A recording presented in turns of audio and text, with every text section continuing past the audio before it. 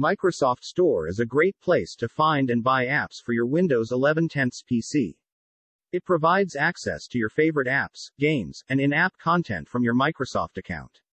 However, one downside of this is that you can only buy apps for the region you're currently in.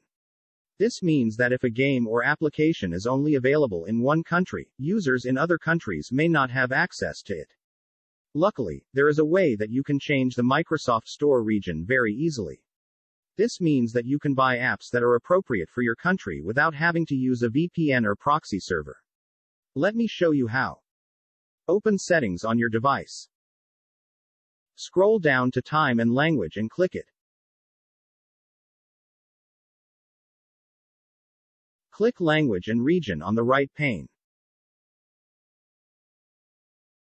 Next, go to the Region section.